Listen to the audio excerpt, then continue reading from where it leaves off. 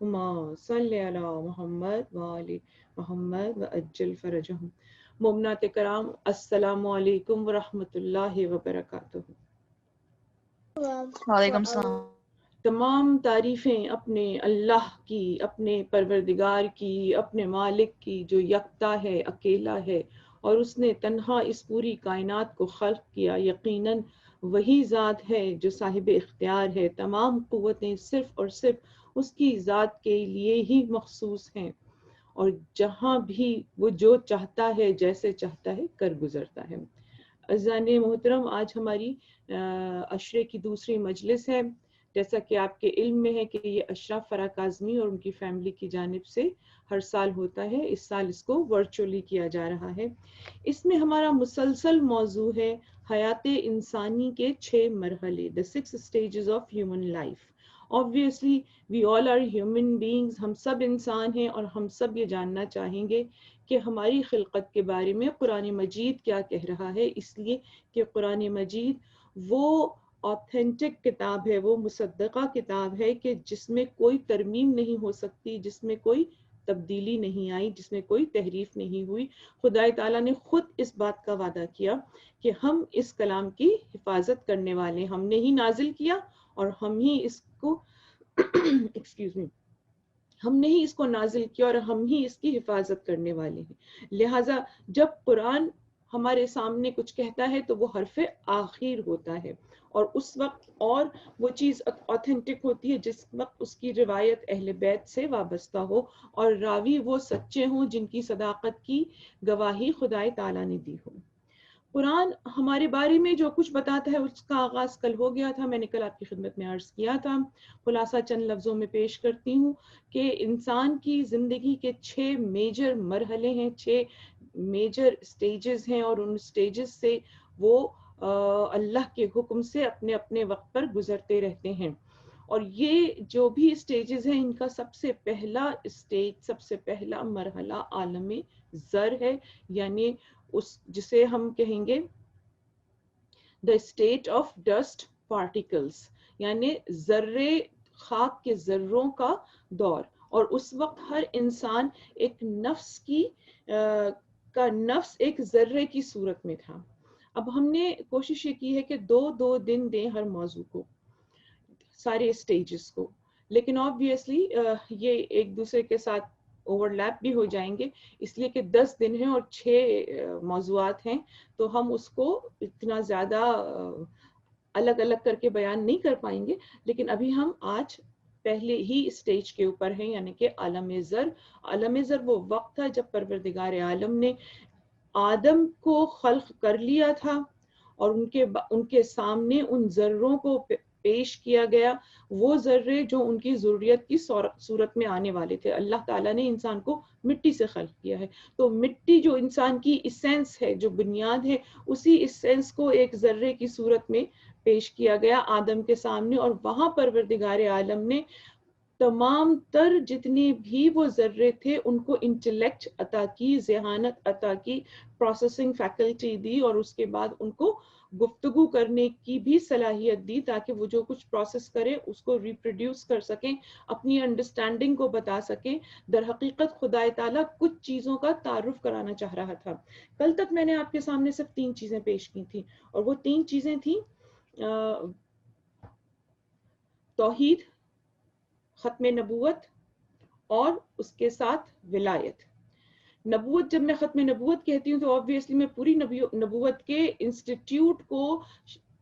لیتی ہوں، لیکن اس کے بعد میں اس میں ختم نبوت کا ٹیگ اس لیے لگانا ضروری ہوتا ہے کہ نبی مرسل، آخری نبی، خاتم النبیین، ہمارے رسول محمد مصطفیٰ صلی اللہ علیہ وآلہ وسلم کی ذات گرامی ہے جس پر ایمان رکھنا لازم و واجب ہے. اب یہاں پہ جو یہ 3 چیزیں تھیں، سمجھ لیجئے کہ پورا دین، پوری اس دنیا میں آ کر، اس دنیا میں آنے کے بعد اپنی زندگی اسلام کے انڈر میں بسر کرنا اور اس کو آخر تک لے کر جانا، اس کے لیے یہ 3 چیزیں انتہائی ضروری ہیں. کسی ایک چیز کا انکار کرنے کا مطلب یہ ہے کہ دین مکمل نہیں ہے اور خدا تعالیٰ اس کو قبول نہیں کرے گا. آگے بڑھنے سے پہلے میں آپ کو بتا دوں کہ آج میں کن 3 نقطوں کے اوپر گفتگو کروں گی. آج کے جو 3 نقطے ہیں جن پہ ہم اپنی گفتگو کو مرکوز رکھیں گے، تو اس میں پہلا نقطہ یہ ہے کہ آخر انسان کس چیز پر پیدا ہوا ہے. انسان کو خلق کیا، میں مستقل آپ کو بتا رہی ہوں ساری ڈیٹیلز. تو اب یہاں سے روز ازل سے ہمیں سمجھ میں آ جائے گا کہ انسان کو کس چیز کے اوپر خلق کیا گیا، اور اس کے لیے پھر میں آپ کے سامنے آیتیں بھی پیش کروں گی. اس کے بعد دوسرا ہمارا پوائنٹ یہ ہے کہ حج کے واجب ہونے کی لاجک کیا ہے. اور پھر تیسرا ہمارا پوائنٹ یہ ہوگا کہ حجر اسود کی حقیقت کیا ہے. اور انہی تینوں پوائنٹ سے میں عالم زر کے چیپٹر کو جتنا آج سمیٹ سکتی ہوں سمیٹ لوں گی. انشاءاللہ کل ہم دوسرے عالم کی بات کریں گے، وہ عالم جو کہ عالم صلب پدر کہلاتا ہے. اب ہم واپس آتے ہیں اپنے اس پوائنٹ کے اوپر کہ ابھی تک ہم نے یہ دیکھا خدائے تعالیٰ کی مختلف آیتوں کے ذریعے. کل تک ہم نے یہ دیکھ لیا تھا کہ کبھی خدائے تعالیٰ ان ذروں کے سامنے اپنی وحدانیت پیش کر رہا ہے اور حکم دے رہا ہے کہ اس کے اوپر تم عمل کرنا، اگر تم عمل نہیں کرو گے تو تم کامیاب نہیں ہوگے. پھر دوبارہ نبوت کو ریپرزینٹ کیا گیا، خود خدا کے نبی کو اپنی اس شکل میں جو ان کی تھی آپ آئے اور آپ نے پھر لوگوں کو اللہ کی توحید پریزنٹ کری، اور اس وقت جن لوگوں نے اقرار کیا وہی اس دنیا میں بھی مسلمان ہوں گے. اور اس کے لیے آیت نے کہا کہ یہ وہ اگلا ڈرانے والا پیغمبر ہے. اس کے بعد تیسری چیز آئی ولایت، یعنی ولایت کو پیش کیا گیا. اور ولایت کی اہمیت کے لیے صرف اتنا ہی سمجھ لینا کافی ہے کہ خدائے تعالیٰ جو کہ جس نے لطف اپنے اوپر کرم کرنا، رحم کرنا اپنے پہ خود ہی واجب کر لیا ہے، اور وہ یہ سمجھتا ہے کہ میری مخلوق اتنی ولنریبل ہے کہ اگر میں اسے بغیر ہادی کے ایک لمحے کو بھی چھوڑ دوں گا تو یہ دین کے اوپر قیام نہیں کر سکیں گے. اور اگر میں ہادی کی ایگزامپل ان کے سامنے نہیں رکھوں گا تو میرا عدل کویسچنیبل ہو جائے گا، اس لیے کہ اگر میں اکاؤنٹیبلٹی کر رہا ہوں، اگر میں سوال پوچھ رہا ہوں ہر نفس سے کہ تم نے میرے دین پر عمل کیوں نہیں کیا، تو مجھے ہادی ہر لمحے رکھنا ہے. لہٰذا یہ ہادی اگر نبی نہیں ہے تو پھر یہ یقیناً ولی ہے جسے خدا نے منتخب کیا، جسے خدا نے چنا، اور جسے خدا نے سارے اختیارات دے کے اس دنیا میں بھیجا ہے. اب یہ جب 3 چیزیں ہمارے سامنے آ جاتی ہیں تو اس کے بعد پھر ہمارے سامنے اپنے آقا، اپنے مولا امام جعفر صادق علیہ السلام کی یہ حدیث مبارک آتی ہے، جب آپ فرماتے ہیں کہ انسانوں کو صف در صف اس طرح سے کھڑا کیا گیا تھا کہ وہ اپنے اپنے زمانوں کے حساب سے وہاں کھڑے تھے. اور پھر آپ نے سورہ تغابن کی آیت نمبر 2 پیش کی. آپ نے کہا کہ تم میں سے کوئی کافر ہے اور کوئی مومن. اس آیت کے معنی یہ ہیں کہ جس وقت عالم زر میں یہ تینوں چیزیں پیش کی گئی تھیں، کچھ لوگوں نے قبول کر لیا تھا، کچھ لوگوں نے کچھ کو ایکسپٹ کیا، کچھ کا انکار کیا، اور کچھ لوگوں نے سرے سے ہر چیز کا انکار کر دیا. وہیں سے ہر ایک کی فطرت ڈیولپ ہو گئی تھی کہ یہ فطری طور پر کافر رہے گا یا مومن رہے گا. اب یہ ایک چیز ان کی پرسنالٹی میں شامل ہو گئی تھی، اس لیے کہ انہوں نے اپنی زبان سے کہا. یہاں پہ ایک اور کانسیپٹ ہمیں یہ عالم دین دیتے ہیں، یہ فرماتے ہیں کہ اظہار کرنے کے 2 طریقے ہوتے ہیں. ایک ہوتی ہے زبان قال اور ایک ہوتی ہے زبان حال. زبان قال کا مطلب یہ کہ باقاعدہ زبان استعمال کی جائے، آواز کے ذریعے، الفاظ کے ذریعے اظہار کیا جائے، یہ زبان قال ہے. اور زبان حال کیا ہے کہ لفظ استعمال نہ کیے جائیں، آواز کی لہریں نہ استعمال ہوں، لیکن قلب کی کیفیت، ذہن کی کیفیت اور جس طریقے سے اپنے آپ کو پریزنٹ کر رہی ہے جو بھی کموڈٹی ہے، اس کو کا پریزنٹیشن چاہے وہ پازیٹیو ہو یا نیگیٹو، زبان حال کہا جائے گا. اور اس کے بعد آیت کون سی پیش کی جا رہی ہے؟ یہاں پہ وہ بڑی مشہور آیت پیش کی جا رہی ہے جس میں پروردگار عالم سورہ فصلت کی آیت نمبر 11 میں ارشاد فرماتا ہے، پس اللہ نے زمین اور آسمان سے فرمایا کہ تم دونوں خوشی سے آؤ یا جبر سے آؤ، کراہت سے آؤ. تو دونوں نے کہا کہ ہم خوشی سے آتے ہیں. اب obviously یہاں پہ زبان جو آسمان نے استعمال کی یا زمین نے استعمال کی، ان دونوں کے مابین جن جن چیزوں نے اللہ کے حکم پہ سر جھکایا اور کہا ہم خوشی سے تیری اطاعت کرتے ہیں، یہ تمام چیزیں زبان حال سے اظہار کر رہی تھی. یا اسی طریقے سے قرآن مجید میں ایک مقام پہ پروردگار عالم کہتا ہے کہ اور ہر چیز ہماری تسبیح کر رہی ہے گویا کہ تم اس تسبیح کو نہیں سمجھتے. سورہ بنی اسرائیل کی 44 آیت ہے. اور سارے جہان میں کوئی چیز ایسی نہیں جو اللہ کی حمد اور اللہ کی تعریف کی تسبیح نہ کرتی ہو مگر تم لوگ اس تسبیح کو نہیں سمجھتے. تو آبویسلی یہ جتنی چیزیں ہمارے ارد گرد ہیں یہ سب چیزیں خدا کی تسبیح کر رہی ہوتی ہیں, اور ان کی تسبیح صرف نبی خدا, ولی خدا, جس کو خدا یہ سمجھ دے وہی سمجھ سکتا ہے, باقی کوئی بھی اس کو نہیں سمجھ سکتا, لیکن اللہ کی تسبیح کر رہے ہیں. تو اب عالم زر میں یہ ہم سے چیزیں قبول والی گئی تھی, ہمارے سامنے پریزنٹ کر دیا گیا تھا. اب میں اپنے پہلے سوال پر آتی ہوں, اور وہ پہلا سوال یہ ہے کہ پھر انسان کس چیز پر پیدا ہوا ہے, کس چیز سے پیدا ہوا, وہ تو سمجھ میں آ گیا کہ مٹی سے پیدا ہوا. پھر قرآن کی آگے آیتیں ہمیں بتاتی ہیں کہ یہ جو پوری کائنات ہے انسان سمیت, یہ صرف 4 عناصر سے خلق ہوئی ہے. 4 عناصر خدا تعالیٰ نے کون سے؟ آگ, پانی, مٹی اور ہوا. آگ, پانی, مٹی, ہوا, یہی 4 چیزیں ہیں جس کی ڈفرینٹ کیمسٹری یا جس کی ڈفرینٹ پروپوزیشن سے پروردگار عالم نے ہر چیز کو خلق کیا. کیا وہ آسمان ہو, کیا وہ زمین ہو, کیا وہ زمین کا سخت حصہ ہو, کیا وہ زمین کا نرم حصہ ہو, کیا وہ زمین کا کرسٹ ہو یا زمین کی کور ہو, انسان کا اپنا وجود ہو, جو چیز آپ اٹھا لیجئے, پوری کائنات پروردگار عالم نے ان 4 ایلیمنٹ سے خلق کی ہے, اور انہی کی ویریشنز ڈفرنٹ ہیں. اب یہاں پر جو ایک بڑا لطیف اشارہ ہے, لیکن یہ بہت ہی سخت اشارہ بھی ہے. جو لوگ قرآن پڑھنے کے عادی ہیں وہ یہ بات جانتے ہیں کہ جہاں جہاں عذاب آئے ہیں, جن جن قوموں میں خدا تعالیٰ نے اپنا غضب نازل کیا, اس غضب کا اظہار بھی اللہ تعالیٰ نے انہی 4 ایلیمنٹس میں سے کسی ایک کے ذریعے کیا ہے. کیا کیا ہوا ہے آپ کے سب کے علم میں ہے کہ کہیں کے اوپر پتھروں کی بارش ہوئی ہے,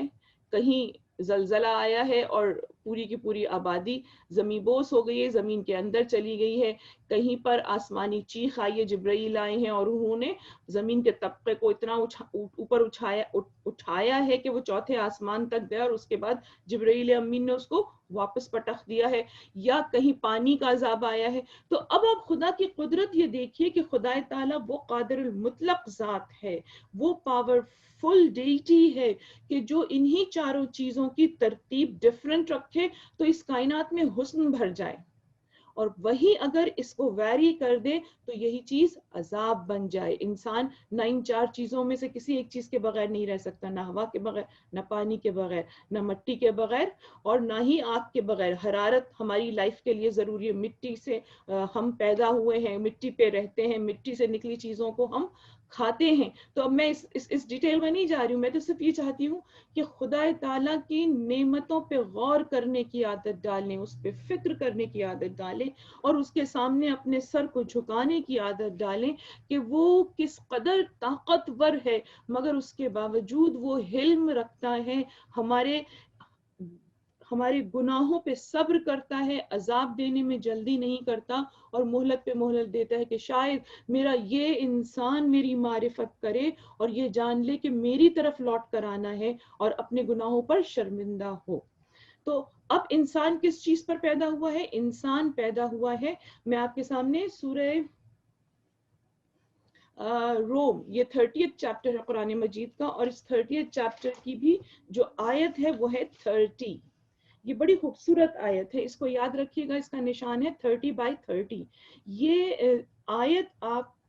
اس پہ جب غور کریں گی تو آپ کو یہ احساس ہوگا کہ اٹس اے ویری کمپریہنسو ورس. اس کی پہلی چیز تو میں آپ کو شارٹ دکھا دوں نکال کے, پھر میں پوری آیت پڑھوں گی, کہ یہاں پہ پروردگار عالم کہتا ہے یہ دین وہ فطرت الہی ہے جس پہ ہم نے انسان کو پیدا کیا.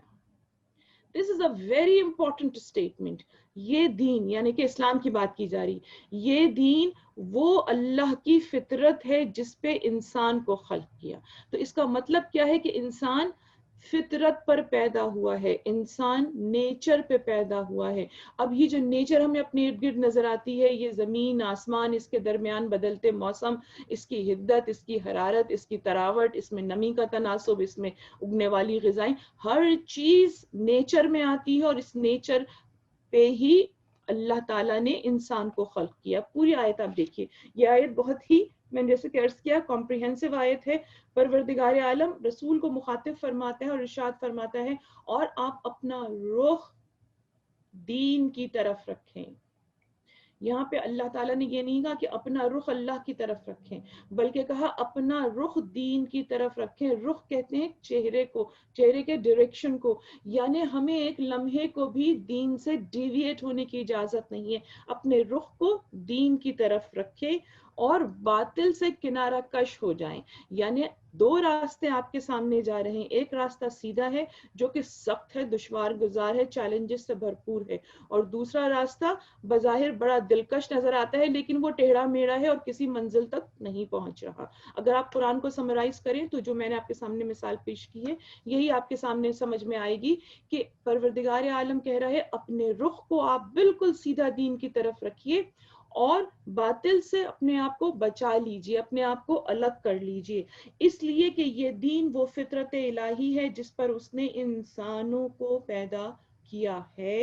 اور خلقت الہی میں کوئی تبدیلی نہیں پا سکتے آپ۔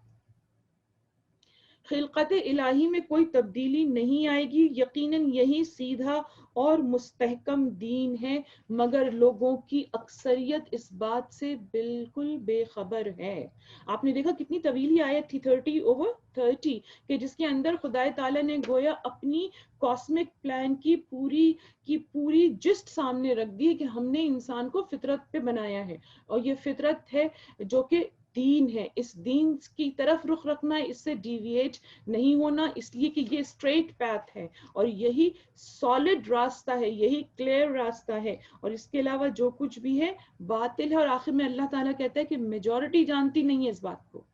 جب میجورٹی ظاہر دین سے دور ہے، میجورٹی یہ سمجھتی ہی نہیں کہ انسان کا ڈیزائنر اللہ ہے، اور وہی ڈیزائنر اس کے لیے ایک لائف اسٹائل کو ڈیزائن کر رہا ہے، اور وہ لائف اسٹائل جو ڈیزائن ہوا ہے اس کا نام اسلام ہے، اور اسی اسلام کے لیے خدا تعالیٰ اپنے قرآن میں ارشاد فرماتا ہے ان الدین عند اللہ الاسلام، اور اللہ نے کے نزدیک فقط ایک دین ہے، اور وہ دین ہے اسلام۔ تو میں اور آپ آپس میں گفتگو کرتے ہوئے تو کہہ لیتے ہیں کہ there are 3 divine religions but they are not in the eyes of Allah۔ کیوں؟ اس لیے کہ اللہ کہتا ہے میں نے آدم سے آغاز کیا تھا اسلام کا، اور میں اسے ڈیولپ کرتے ہوئے ڈفرینٹ سٹیجز سے گزارتے ہوئے اپنے آخری رسول کے اوپر لا کے میں نے اس کو کمپلیٹ کر دیا، اور اب یہ قیامت تک ایک ہی دین رہے گا۔ اگر ہمیں 2 دین اس سے پہلے، اسلام سے پہلے نظر آتے ہیں تو وہ ان لوگوں کی ہٹ دھرمی کی وجہ سے جنہوں نے اپنے ریلیجس اسکرپچر میں سے، اپنے ہولی اسکرپچر میں سے، اپنی مذہبی کتابوں میں سے انہوں نے رسول اللہ کی آمد کی تمام پیشنگوئیاں ہٹا دی، کتاب میں تحریف کر دی، اور اس کے بعد وہ اپنی ٹھیکیداری کو، اپنی منوپلی کو قائم کرنے کے لیے انہوں نے رسول اللہ کے ہاتھ پر بیعت نہیں کی اور اپنے آپ کو الگ رکھے ہوئے ہیں۔ تو کیا یہ ساری زیادتیاں خدا کے نزدیک جانے کے بعد کوئی اجر رکھیں گی؟ obviously نہیں، اس لیے کہ خدا نے بالکل کلیئر ڈکلیئر کیا ہوا ہے۔ جو ہماری آیت غدیر ہے اس میں بھی یہی کہا گیا کہ آج کے دن ہم نے دین کو مکمل کر لیا، نعمت تمام کر دی، اور اللہ کے نزدیک پسندیدہ دین تو صرف اسلام ہے۔ لہٰذا اب یہ بات تو کلیئر ہو گئی کہ ہم جب روز ازل کو دیکھتے ہیں تو روز ازل کے ساتھ دوسری جو کلیئر چیز آتی ہے، کلیئرٹی انسان کی زندگی میں آتی ہے، وہ یہ کہ اب اس دنیا میں آنے کے بعد اس کے پاس صرف ایک ہی راستہ ہے جو خدا نے چوز کیا ہے کہ وہ صراط مستقیم پہ چلے، کسی اور دین کی طرف اپنے آپ کو، کسی اور مذہب کی طرف مائل نہ ہو۔ اور آپ حیران ہو جائیں گی کہ قرآن مجید میں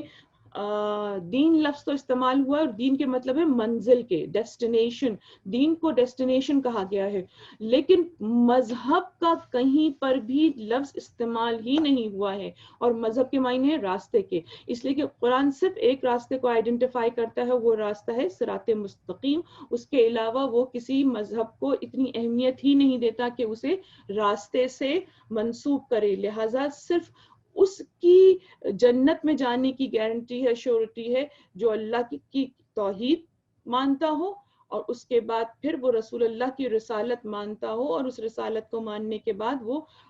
رسول اللہ کو خاتم النبیین سمجھتا ہو، لیکن رسول اللہ سے پہلے آنے والے جتنے بھی موحد تھے، مومنین تھے، وہ سب کے سب یقیناً بہشت میں جانے والے ہیں، لیکن ایک دفعہ جب دین تمام ہو جائے اور اس کے بعد کوئی اسلام پر ایمان نہیں لا رہا تو پھر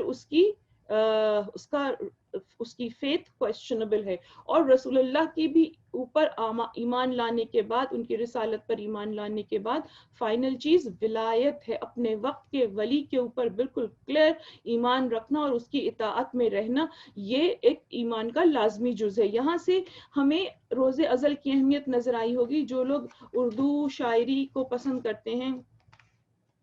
یا اردو شاعری میں ان کی دلچسپی ہے اور انہوں نے اقبال کو پڑھا ہوا ہے، تو انہوں نے دیکھا ہوگا کہ اقبال کے پاس کانسٹنٹ آئیکونز تھے جن کو وہ ٹائم ٹو ٹائم شیئر کرتے تھے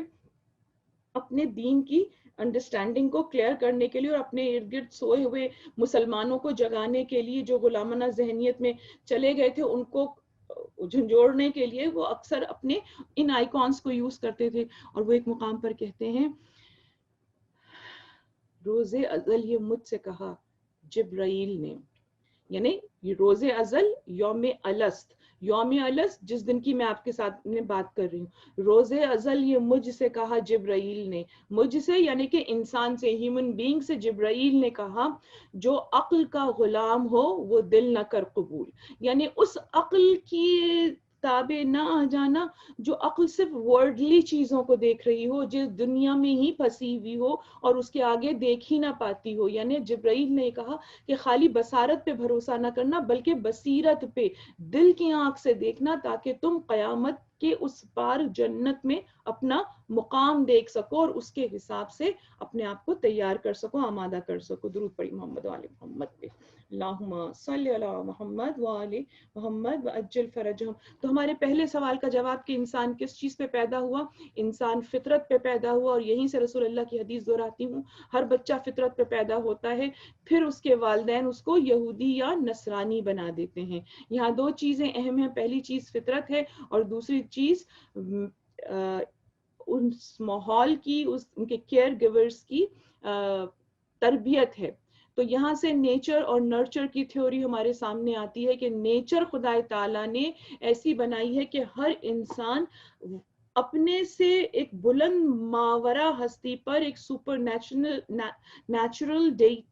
ڈیٹی کے سامنے جھکنا چاہتا ہے، اور وہ اس کے سامنے جھک کر اس کو بزرگ، اس کو خدا، اس کو خالق مانتا ہے. اور یہ چیز انیٹ ہے، یہ ہمارے اپنے اندر ہے، ہمارے وجود میں خدا تعالیٰ نے ہماری فطرت میں رکھ دی ہے کہ اپنے سے بڑے کے سامنے کسی ایسی چیز جو ہمیں لگے کہ اس کے پاس پاور ہے. اور یہی وجہ ہے کہ پہلے زمانے میں جو بت پرستی شروع ہوئی تھی وہ اسی وجہ سے شروع ہوئی تھی کہ انسان ہر چیز سے ڈرتا تھا، انسان اکوپڈ نہیں تھا، اس کے پاس اپنے ڈیفنس کے لیے ہتھیار نہیں تھے. تو جب وہ اپنے سے بڑی کسی ایسی چیز کو دیکھتا تھا جو اسے نقصان پہنچا سکتی ہے تو وہ اس کے آگے جھک جاتا تھا اور اس کی عبادت کرنے لگتا تھا کہ شاید میں اپنی عبادت سے اس کو راضی کر لوں. تو کبھی وہ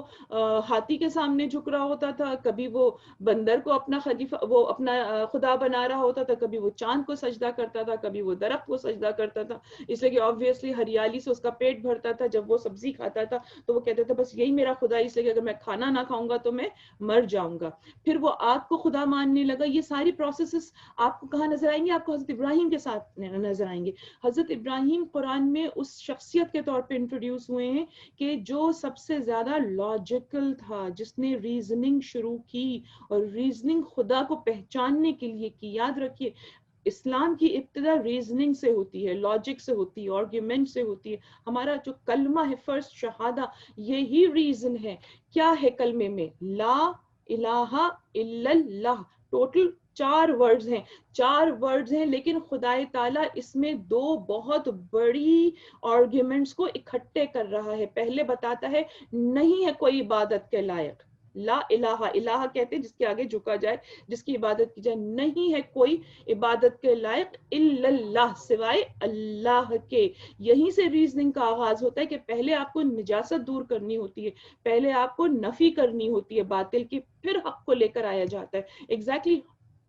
ابراہیم نے بھی یہی کیا کہ ابراہیم کہتے ہیں کہ جس وقت انہوں نے ان کی آنکھ کھلی وہ غار سے باہر آئے، obviously ان کے زمانے میں بھی یہی تھا کہ اس وقت کا بادشاہ جو تھا وہ لڑکوں کو ذبح کروا دیتا تھا، اس لیے کہ اس کو نجومیوں نے بتایا تھا نمرود کو کہ ایک ایسا لڑکا پیدا ہونے والا ہے، بچہ پیدا ہوگا جو تمہاری اس کو چیلنج کرے گا خدائی کو، اور اس کے بعد وہ تمہاری خدائی کو باطل ثابت بھی کر دے گا۔ تو پھر اس نے سارے بچوں کو قتل ہونے کا کرنے کا، obviously یہ تو بڑا آسان ہوتا ہے کام، نسل کشی کرنا، کل بھی ہو رہا تھا آج بھی ہو رہا ہے۔ تو حضرت ابراہیم کی والدہ جو تھیں وہ جنگل میں گئیں اور انہوں نے بچے کو جب جنم دیا تو ایک غار میں دیا۔ اب اس کے بعد وہ غار میں چھوڑ کر آ جاتی تھیں، دن بھر اپنے گھر کے کاموں میں رہتی تاکہ لوگ ان کی غیر موجودگی کو نوٹس نہ کریں، اور اس کے بعد جب آنکھ بجتی جاتی اور بچے کو دودھ پلا کر اور اس کی خبرگیری کر کے آ جاتی تھیں۔ اچھا، حضرت ابراہیم کے بارے میں ہمیں تاریخیں بتاتی ہیں کہ آپ کی گروتھ بہت ہی زیادہ سپر نیچرل اس ٹائپ کی تھی کہ آپ ایک دن میں، امام کہتے ہیں، اتنے بڑے ہوتے تھے جتنا ایک بچہ ایک مہینے میں ہوتا ہے، اور ایک ہفتے میں آپ اتنا گرو کر جاتے تھے کہ ایک سال۔ تو بہت جلد ہی آپ اتنے بڑے ہو گئے کہ آپ ایک دن وہ پتھر ہٹا کر اور باہر آ گئے۔ جب باہر آئے تو رات کا وقت تھا، آپ نے آسمان کی طرف دیکھا، چاند دمک رہا تھا، ستارے نظر آ رہے تھے، تو آپ نے اپنے آپ سے پوچھا کہ کیا یہ چاند میرا خدا ہے یا یہ ستارے میرے خدا ہیں؟ اب اس کے بعد پھر ریزن آؤٹ کرنا شروع کیا۔ آپ نے کہا کہ یہ چاند اگر میرا خدا ہے تو پھر اسے قائم رہنا چاہیے، لیکن انہوں نے دیکھا کہ وہ چاند غروب ہوا، انہوں نے آسمان کو بھی چیلنج کیا، تو یہاں پہ یہ شرک نہیں کر رہے تھے، کفر نہیں کر رہے تھے، بلکہ he was trying to reason out. So this is the same thing we need to reason. ہمیں بھی اللہ کی سامنے جھکنے کے لیے ریزننگ کرنی ہوتی ہے۔ اس کے بعد سورج نکلا تو انہوں نے کہا کہ سورج تو سب سے زیادہ طاقتور ہے، اس میں حرارت بھی ہے، یہ اتنی طاقت والے، کیا یہ میرا خدا ہے؟ اور اس کے بعد آپ اس کا جواب تلاش کرنے لگے یہاں تک کہ وہ سورج ڈوب گیا۔ جب سورج ڈھلنے لگا تو آپ نے کہا کہ یہ میرا خدا نہیں ہو سکتا، اس لیے کہ اس کو تو زوال ہے، میرے خدا کو زوال نہیں ہے۔ بس جب یہ آپ نے ریزننگ دی، اس کے بعد پھر آپ شہر کی طرف چلے گئے، اور اس کے بعد آپ کو پتہ ہے جو بھی نمرود کی سٹوری ہے۔ لیکن میں بتانا یہ چاہ رہی ہوں کہ دین کو بغیر ریزن آؤٹ کے نہیں سمجھنا چاہیے، اور سوائے ہمارے دین جو کہ مذہب جعفریہ ہے، فقہ جعفریہ ہے، اس میں آپ کو اس کے علاوہ کوئی دین نہیں ملے گا کہ جس میں آپ جس چیز کو کویسچن کریں گی اس کے پیچھے امام کی حدیث، امام کی روایت، امام کی دی ہوئی لاجک ہوگی جو آپ کے دماغ کو بھی کنونس کرے گی۔ درود پڑھی محمد و آل محمد پہ، اللہم صلی علی محمد و آل محمد وعجل فرجہم۔ Stages, 6 stages of human life میں ہم نے پہلے اسٹیج کو یہ کور کر لیا کہ یہ روز ازل تھا، اور یہاں پر ذروں نے زبان حال سے یا زبان قال سے اللہ سے اگری کیا 4 چیزوں کا، توحید، نبوت اور ولایت۔ And obviously these 3 elements cover عدل and they cover قیامت، اس لیے کہ خدا تعالیٰ نے اس وقت یہی کہا تھا کہ میں ایسا معاشرہ بنانا چاہتا ہوں جہاں کے اوپر سوشل جسٹس پریویل کرے، اور جب تم واپس آؤ گے میرے پاس یعنی قیامت میں، تو میں تمہیں اپنی جنت، تم سے سوال کروں گا اور تمہیں دکھاؤں گا جو کچھ عمل تم نے زندگی میں کیا ہوگا، اور اس کی بنا پر میں تمہیں جنت میں یا جہنم میں بھیجوں گا۔ تو یہاں سے پورے 5 اصول دین ہمارے سامنے آ جاتے ہیں۔ پھر کس چیز کو پریزنٹ کیا؟ اب یہاں پہ میں آپ کے سامنے ایک حدیث پیش کرتی ہوں جو کہ امام علی علیہ السلام سے ہے، اور اس سے پہلے پھر اس کی تفسیر، امام علی کی جو تفسیر ہے یہ آگے ہمیں امام جعفر صادق علیہ السلام سے ملتی ہے، اور یہ واقعہ یہ ہے کہ امام علی اپنے تمام اقربا کے ساتھ حج کر رہے تھے، اور آپ کے ساتھ آپ کے بیٹے صاحبزادے بھی تھے اور آپ کے کزنز بھی تھے، اور آپ حج کے میں مصروف تھے، آپ کے بھائی بھی تھے، اور آپ حج کے دوران جو دوسرے خلیفہ تھے حضرت عمر، وہ بھی ساتھ ساتھ حج کر رہے تھے۔ تو حج کرتے کرتے جب وہ طواف کرتے کرتے جب وہ خانہ کعبہ کے اس حصے پہ پہنچے جہاں کے اوپر حجر اسود تھا، رکن یمانی، تو حجر اسود کے پاس پہنچے، سوری، تو جب آپ اس کے پاس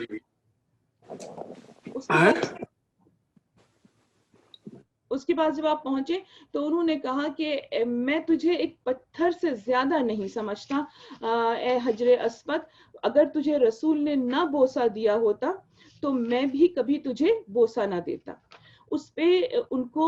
امام علی نے روکا۔ امام علی نے کہا کہ تم نے یہ کیسے کہہ دیا کہ یہ پتھر ہے جو نہ نفع کا مالک ہے نہ نقصان کو۔ انہوں نے یہی کہا تھا کہ یہ اے پتھر تو نہ فائدہ پہنچا سکتا ہے نہ تو نقصان پہنچا سکتا ہے، تو میرے نزدیک تیری اہمیت نہیں، میں تمہیں صرف اس لیے پیار بوسہ دے رہا ہوں کہ تمہیں رسول نے بوسہ دیا تھا۔ امام علی نے ان کا یہ جملہ سن لیا۔ امام علی نے کہا اے ابا حفص، وہ ظاہر حضرت حفصہ کے والد تھے، تو انہوں نے کہا اے ابا حفص رک جاؤ،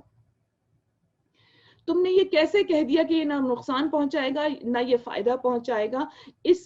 یہ پتھر ایک فرشتہ ہے اور بخدا خدا نے اس کو 2 آنکھیں، 2 ہونٹ اور ایک فصیح زبان دی ہے، اور یہ اللہ کے حکم سے یہاں کے اوپر ہے، اور یہ خدا کے سامنے گواہی دے گا۔ یہ اپنی 2 آنکھوں سے دیکھتا ہے کہ کون اس کے سامنے آ کے حق ادا کرتا ہے، اور پھر یہ اپنی ان 2 ہونٹوں اور زبان سے خدا کے سامنے گواہی بھی دے گا۔ اب حضرت عمر جو تھے وہ ان کی طرف متوجہ، اور انہوں نے کہا اے ابو الحسن، آپ نے یہ قرآن میں کس جگہ سے آپ اس کو مینشن کریں گے؟ اس وقت امام علی نے وہ آیت پڑھی جو میں نے کل آپ کے سامنے پڑھی تھی، یعنی کہ سورہ آراف کی آیت نمبر 172، 172، جب تمہارے پروردگار نے بنی آدم کی پشتوں سے ان کی ضروریت کو حاضر کیا اور ان کو خود اپنے نفس پر گواہ بنایا اور پوچھا کہ کیا میں تم سب کا رب نہیں ہوں، تو ان سب نے کہا ہاں ہم گواہی دیتے ہیں کہ تو ہمارا رب ہے۔ اس کے بعد امام علی کہتے ہیں کہ پھر اللہ تعالیٰ نے بہشت سے ایک پتھر کو بلایا، جب وہ پتھر آ گیا تو اسے حکم دیا، وہ پتھر جو ایک فرشتے کی صورت میں تھا وہ بالکل پانی کی طرح سے نرم ہو گیا۔ پھر بہشت سے ایک پیپر لایا گیا، کاغذ لایا گیا، اور اس کاغذ میں پروردگار عالم نے جتنے بنی نوع انسان وہاں موجود تھے ان سے کہا کہ تم سب پر اپنی زندگی میں ایک بار حج واجب ہے اگر تم استطاعت رکھتے ہو، اور اگر تم نے حج نہیں کیا تو گویا تم نے میری عبودیت یعنی میری بندگی کا حق نہیں ادا کیا۔ اور اس وقت جن روحوں نے اقرار کیا، جن ذروں نے اقرار کیا، پروردگار عالم نے فرشتے کو حکم دیا کہ ان سب کے نام لکھ لو۔ اس کاغذ میں سارے نام لکھ لیے گئے۔ اس کے بعد امام علی کہتے ہیں کہ جب وہ نام لکھ لیے گئے، کاغذ اس پانی میں، اس لطیف تختے میں، یعنی وہ ایک تختے کی صورت میں تھا پتھر، اس کے اندر ڈال دیا گیا، اور اس کے بعد وہ پتھر سخت ہو گیا، اس نے نگل لیا کاغذ کو، اور اس کے بعد اللہ تعالیٰ نے اس پتھر کو حکم دیا اور کہا کہ اب اس کی حفاظت کرو، اس ڈاکیومنٹ کی حفاظت کرو، تمہارے سامنے میرے جو بندے حق ادا کریں گے تو ان کی گواہی دینا۔ اور یہ اللہ کے حکم کی تعمیل میں حضرت آدم کے ساتھ جنت سے آیا تھا۔ جب حضرت آدم جنت سے آئے تھے تو یہ پتھر آیا تھا۔ میں آپ کو بڑی دلچسپ بات بتاؤں کہ یہ واقعہ ہم ظاہر اپنی کتابوں میں پڑھتے ہیں، اتنے دھیان سے نہیں پڑھتے۔ یہ آپ کے سامنے میں ایک کتاب شو کر رہی ہوں، یہ کتاب، اس کا نام ہے Experiencing the World's Religions۔ یہ کتاب میں جس وقت یہاں پہ ورلڈ ریلیجن کی وہ لے رہی تھی، کلاس لے رہی تھی، تو یہ ہماری کورس بک تھی۔ تو اس کورس بک میں جس وقت اسلام انٹروڈیوس کیا گیا ہے، جو مجھے بڑی حیرت ہوئی اور بڑا اپنے اوپر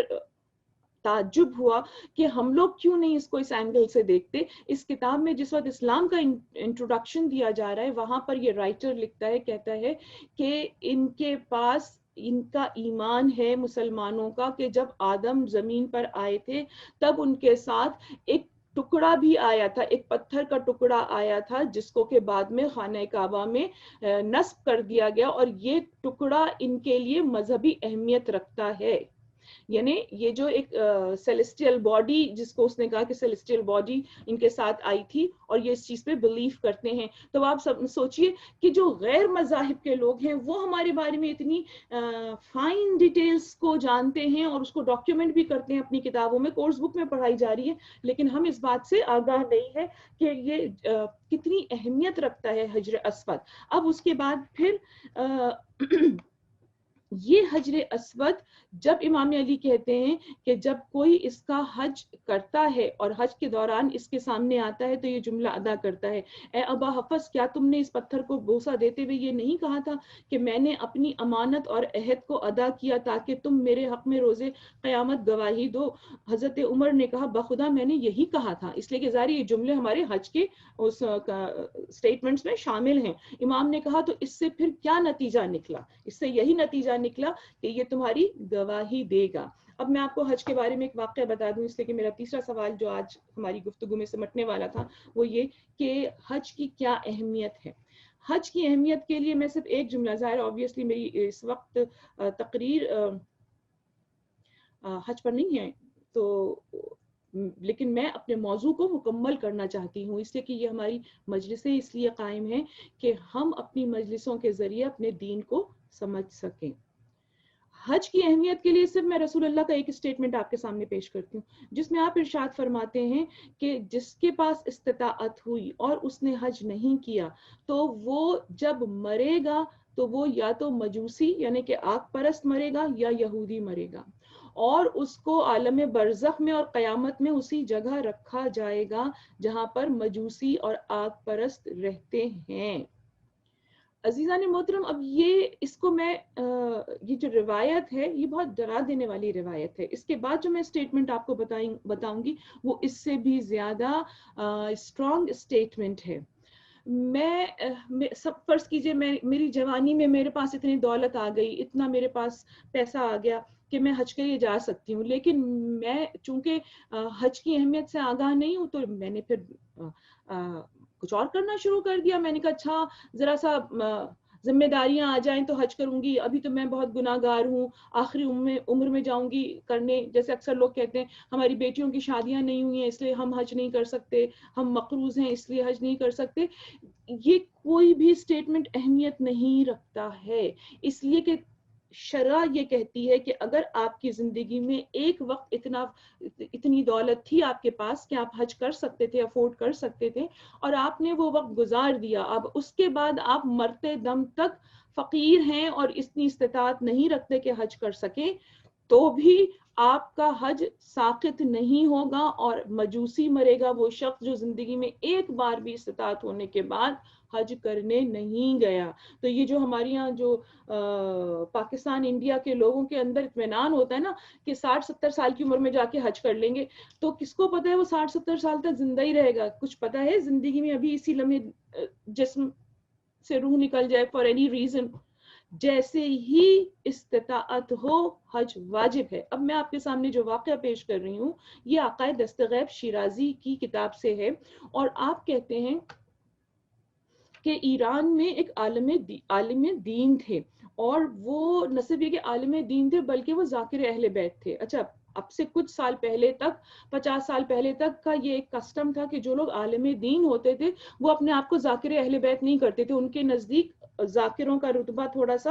کم ہوتا تھا، شیلو ہوتا تھا، لہٰذا وہ اس سے احتیاط کرتے تھے۔ لیکن وہ جو تھے عالم دین ان کو عظمت ذکر آل محمد پتہ تھی، عظمت مصائب حسین پتہ تھی، لہٰذا انہوں نے اپنی عالم ہونے کے باوجود اس چیز کو اس طریقے سے مینیفیسٹ کیا کہ وہ جس مسجد میں امامت کرتے تھے اس مسجد میں اپنی نماز مغربین کے بعد وہیں پر بیٹھ جاتے تھے مصلی پر رخ پھیر کر، اور وہاں پر مصائب امام حسین پورے سال سناتے تھے، یعنی وہ اسی وقت سناتے تھے، اور اس کے بعد تبرک کے طور پر ان کے ہاں گھر سے کھانا پک کر آیا کرتا تھا جو کہ ایک مخصوص ڈش ہوتی تھی، یعنی سالن کے اندر آلو اور گوشت ہوتا تھا جس کو آب گوشت کہا جاتا ہے ایران میں۔ دس از اے ویری پاپولر ڈش،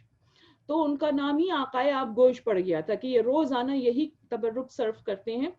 اچھا اب ایک دفعہ وقت ایسا آیا کہ ان کی بہت زیادہ طبیعت خراب ہوئی اور ان کے گھر والوں کو لگا کہ اب ان کا انتقال ہونے والا ہے، ان کو قبلہ رخ بستر پہ لٹا دیا گیا اور سب ان کے قریب آ گئے، انہوں نے وصیتیں بھی کر لی اور وہ خود بھی پریپیئرڈ تھے کہ اب میرا انتقال ہونے والا ہے، کہ ایسے میں ان کے سامنے سے جیسے کہ سورہ قاف کہتی ہے اور جب موت تیرے پاس آئی تو پردے ہٹا دیے گئے، تیری نظر تیر ہو گئی، یعنی تیری نظر کے سامنے سے مادی پردے ہٹا دیے گئے۔ تو انہوں نے دیکھا کہ ان کے سامنے سے پردے ہٹ گئے ہیں اور ان سے فرشتے نے پوچھا کہ کیا چاہتے ہو میں تمہیں دکھاؤں، تم کہاں پر قیامت تک رہو گے؟ انہوں نے بڑی خوشی اور اطمینان سے کہا کہ بے شک تو مجھے دکھا میں کہاں رہوں گا. اب فرشتہ ان کو اسی عالم میں، آپ کو پتہ ہے نا جو اگلا جہان ہے وہاں کے اوپر ٹائم لمٹ نہیں ہوتی، تو یہاں پہ تو لگ رہا تھا چند منٹ ہے، لیکن انہوں نے بہت تیزی سے ان کی روح نے ٹریول کرنا شروع کیا آسمانوں کی بلندیوں میں. اور اس کے بعد پھر تھوڑی دیر بعد ان کو لگا کہ یہ کسی بہت ہی گندی اور اندھیری اور متعفن جگہ پر آ گئے ہیں، جہاں پر اتنا اندھیرا تھا کہ ان کو کچھ سجائی نہیں دے رہا تھا، اور اتنی زیادہ بدبو تھی اور اتنی زیادہ حدت تھی کہ ان کو گھبراہٹ شروع ہو گئی. اور انہوں نے فرشتے سے گھبرا کے پوچھا تو مجھے اس راستے سے کہاں لے کر جا رہے ہیں؟ اس نے کہا یہ راستہ نہیں، یہی تم رہو گے. تو یہ گھبرا گئے. انہوں نے کہا کہ میں یہاں کیسے رہوں گا؟ کہا تم پر حج واجب ہوا تھا اور تم نے حج ادا نہیں کیا، تو اب جب تم مرو گے تو تم مجوسیوں کی جگہ رہو گے. اب یہ کہتے ہیں، اچھا آپ کو یہ بات پتہ ہے نا کہ جتنی نگاہ تیز ہوتی ہے اتنی ہی بولنے کی صلاحیت ختم ہو جاتی ہے. one cannot express what he is or she is experiencing at that time. لیکن انہوں نے ان کی زبان کھلی اور انہوں نے ایک دفعہ فریاد کی یا جدہ حسین، اے میرے جد حسین. اور انہوں نے دیکھا کہ بہت بلندی کے اوپر یہ جیسے کسی کنویں کے اندر اندھیرے میں تھے، اور ان کو بلندی پر آقا آبگوش کو امام حسین علیہ السلام کی زیارت ہوئی. اللہم صلی علی محمد وعلی محمد وعجل فرجہم. اللهم صل على محمد وعجل فرجهم. ان کی گویائی نے ساتھ دیا، اور انہوں نے چونکہ ذاکر حسین تھے تو پروردگار عالم نے ان پر رحم کیا، اور انہوں نے پکار کے فریاد کی کہ جدہ میں تو روز آپ کی مجلس کرتا تھا، اور میں یہاں مجوسیوں کے ساتھ، جو لوگ مشرک ہیں ان کے ساتھ آ کے آگ پرستوں کے ساتھ مجھے رکھا جائے گا. امام حسین نے کہا تم نے حج نہیں کیا تھا، تم پہ واجب تھا حج اور تم نے حج نہیں کیا. انہوں نے کہا جدہ مجھے مہلت دلوا دیجیے اور میں پہلے ہی سال حج کروں گا. امام حسین نے ان کو 10 یا 20 سال کی مہلت دے دی. اب ان کی آنکھ کھلی اور یہ اٹھ کے بیٹھ گیا اپنے بستر پہ. اب ان کے بچے بڑے پریشان ہوئے کہ یا تو ان کا نزا کا عالم تھا، دم نکل رہا تھا، اور یہ تو بالکل ہیلدی بیٹھے ہوئے. خیر انہوں نے کسی سے کچھ نہیں کہا، اور اس کے بعد انہوں نے اپنی نارمل زندگی گزارنا شروع کی. جیسے ہی حج کا سیزن آیا انہوں نے اپنے پورے اہل خانہ کو لیا اور یہ حج کرنے گئے. اور حج جب انہوں نے کر لیا یہ واپس آئے، پھر انہوں نے اپنے اہل خانہ کو بتایا کہ میرے ساتھ یہ کیفیت ہوئی تھی اور میں نے اس وجہ سے اپنے مولا حسین سے، اپنے جد سے مہلت مانگی تھی اور میں نے حج ادا کر لیا ہے. اب جس وقت بھی میں مر جاؤں مجھے فکر نہیں ہے. اس کے بعد 10 سال بعد جتنی ان کو مہلت ملی تھی ایگزیکٹلی اسی تاریخ کو اسی وقت پہ پھر ان کا انتقال ہوا. آقا آبگوش کا واقعہ بہت مشہور ہے تاریخ کی، اگر آپ قصوں میں جا کر دیکھیں. یہ واقعہ بیان کرنا مقصود اس لیے تھا کہ عزیزان محترم اپنے آپ کو، ہمیں اپنا قبلہ درست رکھنا ہوگا. ہم اپنی چوائس سے زندگی نہیں گزار سکتے، بلکہ خدا تعالیٰ نے حج کی اہمیت روز ازل لی تھی، اور روز ازل جس نے حج کا یہ ہاں کہا تھا اس کا نام اللہ تعالیٰ نے ایک کاغذ کے اوپر لکھ کے حجر اسود میں اس کو جذب کروا کے وہ پتھر آدم کے ساتھ اس دنیا میں بھیجا، اور اس پتھر کے سامنے جا کر گواہی دینی ہوتی ہے. اس لیے حج کا بہترین وقت وہ ہے کہ جیسے ہی استطاعت ہو ہمیں حج ادا کرنا چاہیے. میں نے آج کے تینوں سوالوں کے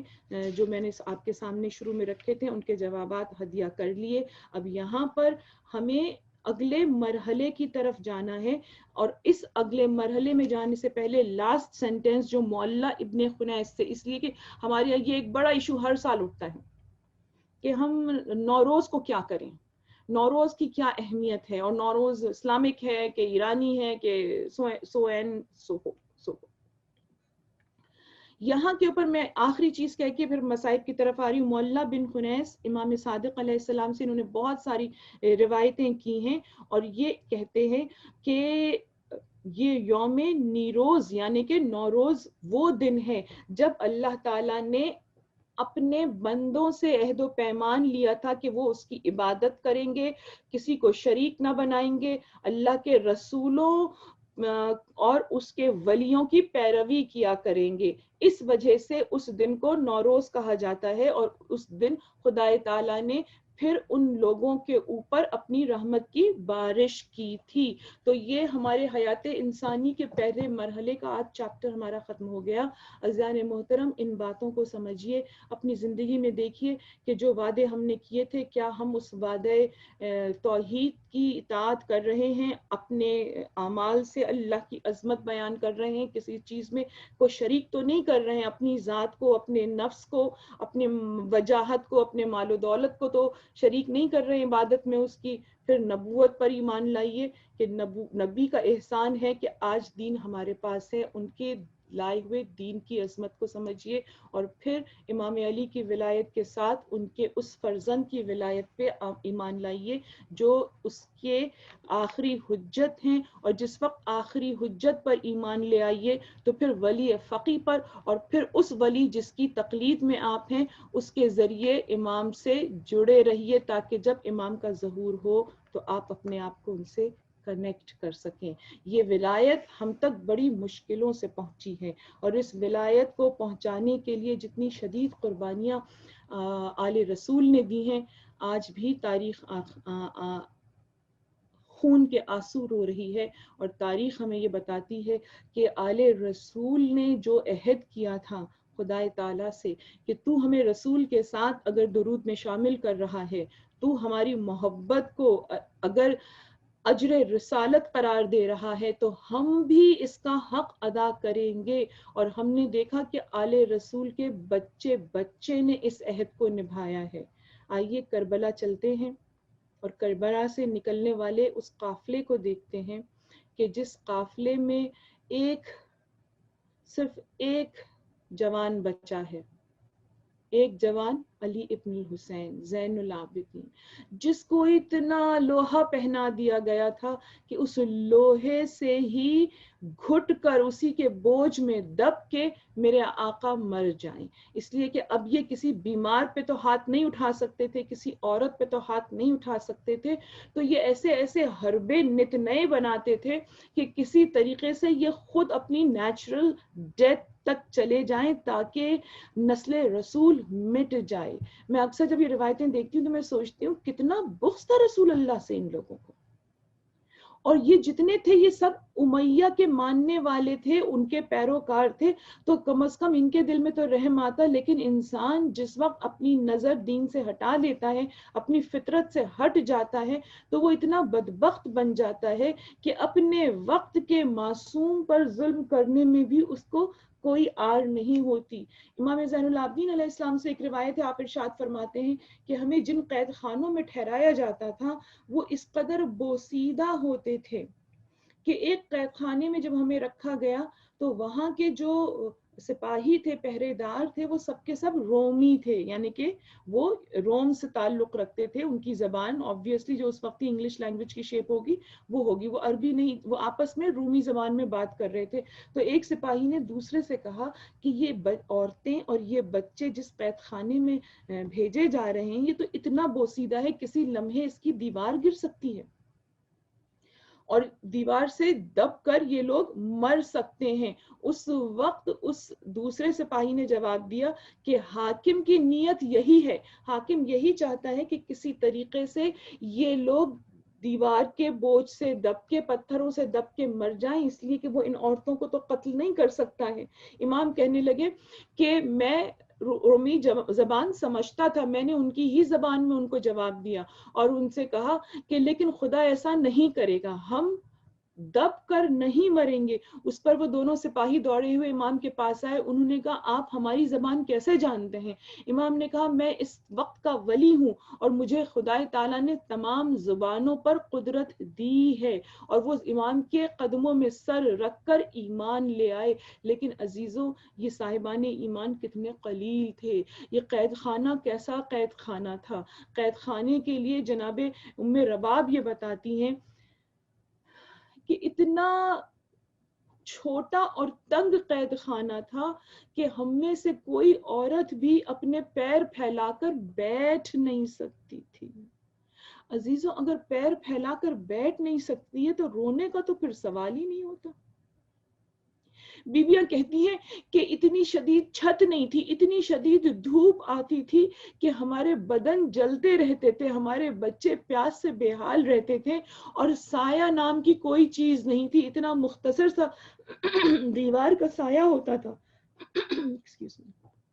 اتنا مختصر دیوار کا سایہ ہوتا تھا کہ بیویاں اپنے ایک پیر کو سائے میں رکھتی تھیں اور اس پہلو پہ بچے کو پکڑ کر کھڑی رہتی تھیں، اس لیے کہ اگر وہ بیٹھ جاتی تو بچے پہ دھوپ آنے لگتی اور تمازت سے بچہ بے حال ہو جاتا۔ تو ہم ایک پیر پہ کھڑے رہتے تھے بچوں کو گود میں لیے ہوئے، تاکہ وہ بچہ سائے میں رہے، دھوپ کی تپش کم ہو جائے۔ جب ہمارا ایک پہلو دکھ جاتا تھا تو ہم پہلو بدل کے دوسرے پہ بچوں کو لے کے کھڑے رہتے تھے۔ اللہ اللہ، یہ بناتے رسول تھی۔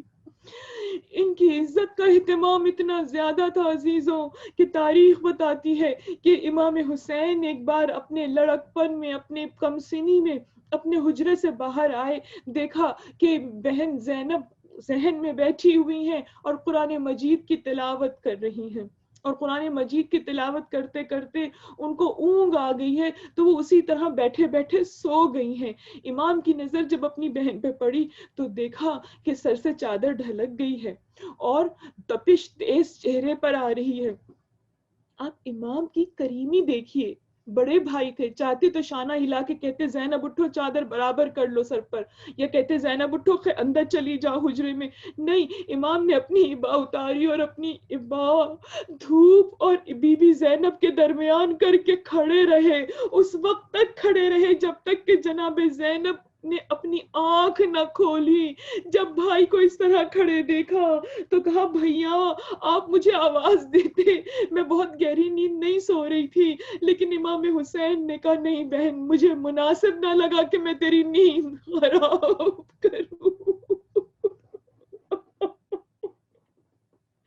کتنے ارمانوں سے، کتنی عزت سے زینب کو پروان چڑھایا تھا۔ آج وہی زینب، کون زینب کہ جس کا شوہر پورے عرب کا امیر ترین آدمی تھا، عبداللہ بن جعفر طیار کی تجارت اتنی پھیلی ہوئی تھی کہ آپ عرب کے سب سے مقبول شخص تھے۔ اس کی بیوی، علی کی بیٹی بنت فاطمہ، حسین کی بہن، آج کس عالم میں کھڑی ہوئی ہے، کوفہ کے بازار میں عزیزوں، ہاتھ پسے گردن بندھے ہوئے ہیں شہزادی کے، بالوں سے چہرے کو چھپانے کی کوشش کر رہی ہیں، اور ایسے میں دیکھا کہ اژدہام ہے۔ اب آپ شجاعت زینب دیکھیے کہ شہزادی زینب بھوکی ہیں، پیاسی ہیں، سامنے بھائی کا سر نو کے نیزہ پہ ہے، لیکن اس کے باوجود بی بی کی شجاعت دیکھیے، حق گوئی کے لیے، حق پرستی کے لیے شہزادی کیا کرتی ہیں۔ جب انہوں نے دیکھا کہ کوفی آپس میں چھ مگوئیاں کر رہے ہیں، کچھ لوگ اداس کھڑے ہوئے ہیں امام کے سر کو دیکھ کر اور کچھ خوشی منا رہے ہیں، ایک بار بی بی نے کہا خاموش ہو جاؤ، اور تاریخ کہتی ہے کہ زینب کا روب اور جلال اتنا تھا، اسی لمحے سب کی آوازیں بند ہو گئیں، حتیٰ کہ اونٹوں کے گلے کی ہلتی ہوئی گھنٹیاں تک ساکت ہو گئی، اور اس کے بعد جناب زینب نے کہا تم روتے ہو کوفیوں، اور تمہیں رونا ہی چاہیے، اس لیے کہ تم نے وہ غضب کیا کہ ہمیں بلایا اور اس کے بعد ہمیں مہمان بلا کے میرے ماں جائے کو،